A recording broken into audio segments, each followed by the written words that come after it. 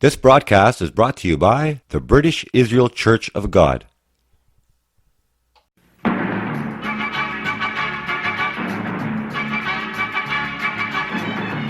The Watchman Program. Evangelist and commentator Peter Salemi, bringing you the truth about today's world news in the light of Bible prophecy.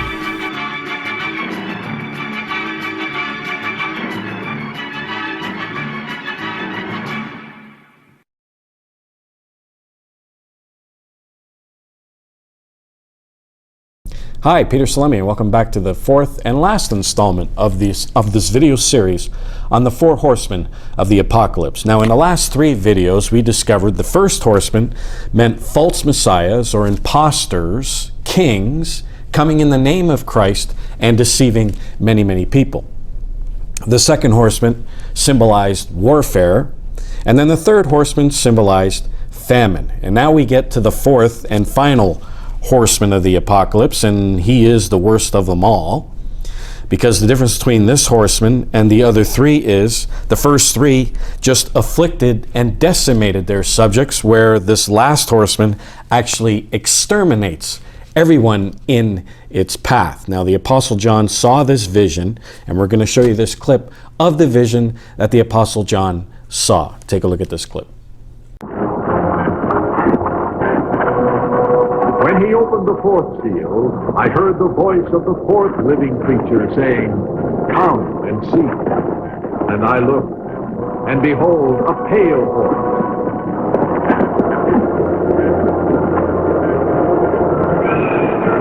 And the name of him who sat on it was Death, and hell followed with him.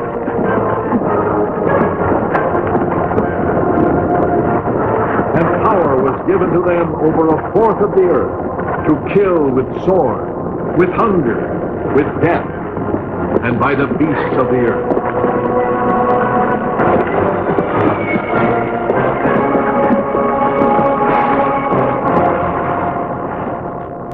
All right, so there's the grisly vision that the Apostle John saw, where he sees a rider on a pale horse. Now, that Greek word for pale is chloros, and when it's applied to man, it means one who is stricken with a plague. And this rider is called Death. And the Greek word, when this Greek word is used by Jewish writers, it actually means pestilence. So the rider is pestilence, and then it says that hell, the Greek word is Hades, meaning the grave, followed with him. Of course, it's all in metaphor, symbolism, but it's like hell is acting like an undertaker, burying the dead that the pestilence has killed. And so, obviously, this fourth rider means pestilence, disease epidemics. And in Matthew the 24th chapter, verse 7, Jesus Christ says, after famines, which is the third rider, comes pestilences, which is the fourth rider. And it's interesting that Matthew 24 actually interprets the symbols of Revelation, the 6th chapter. And it doesn't stop there. It goes on in verse 9. It says, when he opened the fifth seal, I saw under the altar the souls of them that were slain for the word of God and for the testimony which they held. Revelation 6:9. And Jesus Christ says in verse 9 of Matthew 24, for then they shall deliver you up to be afflicted, and shall kill you, and you shall be hated of all nations for my name's sake. And then he goes on in verse 21 and calls this the Great Tribulation. So the fifth seal is the Great Tribulation. Then the sixth seal, verse 12. He opened the sixth seal, and lo, there was a great earthquake, and the sun became black as sackcloth of hair, and the moon became as blood. A little later on in Matthew 24, it says, immediately after the tribulation of those days, the sun shall be darkened, and the moon shall not give her light. So the sixth seal happens after the tribulation, just before the day of the Lord. So Matthew 24 interprets the symbols of Revelation, the 6th chapter. Now, are we living in a time of disease epidemics? Well, when we look at the world today, we see disease epidemics just raging all over the world. We look at tuberculosis, we look at HIV and AIDS, other sexually transmitted diseases like syphilis, chlamydia, gonorrhea, and so on. We see whooping cough, diphtheria, measles, meningitis, hepatitis, malaria. leprosy, dengue fever, rabies, hookworm disease. We see heart diseases, tuberculosis, malaria, and Ebola, which just struck the Congo just last month, killed 2,200 people. And I can go on and on with all these diseases. And of course, right now, what we're dealing with is the coronavirus, which originated in China. And this coronavirus, now that we see all the sporting events of the NBA, the NHL, March Madness, all these sporting events are being shut down because of the coronavirus. And of course, this is going to hit us economically. We look at the drop of the stock market, and one of those factors is the coronavirus. This coronavirus has the potential to destroy all our economies due to the quarantines that are being implemented right now. And we look at China. China just quarantined 50 million people in their cities in China. And there are reports now by Fox News that mass graves are being dug up to dispose of corpses in China because of the death totals that are so much higher than what of course, the communist Chinese regime is willing to tell the world.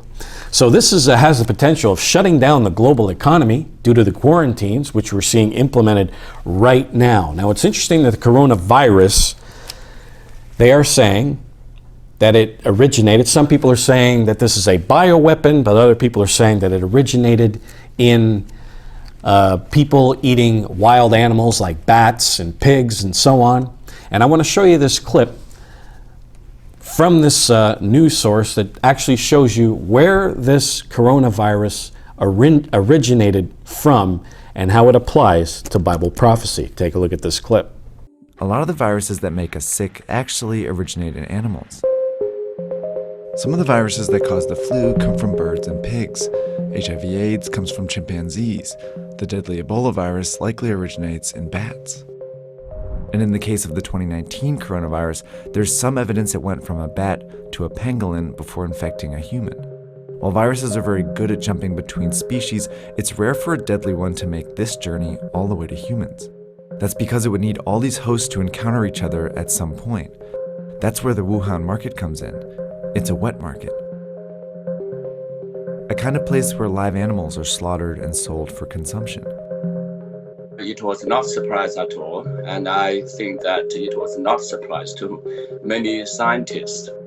Peter Lee is a professor and expert on China's animal trade. The cages stack above one over another.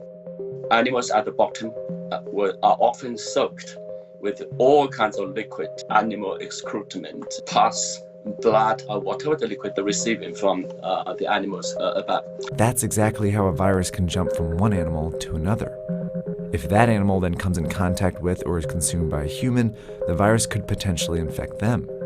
And if the virus then spreads to other humans, it causes an outbreak. Wet markets are scattered all over the world, but the ones in China are particularly well known because they offer a wide variety of animals, including wildlife. This is a sample menu reportedly from the market in Wuhan. These animals are from all over the world, and each one has the potential to carry its own viruses to the market. The reason all these animals are in the same market is because of a decision China's government made decades ago.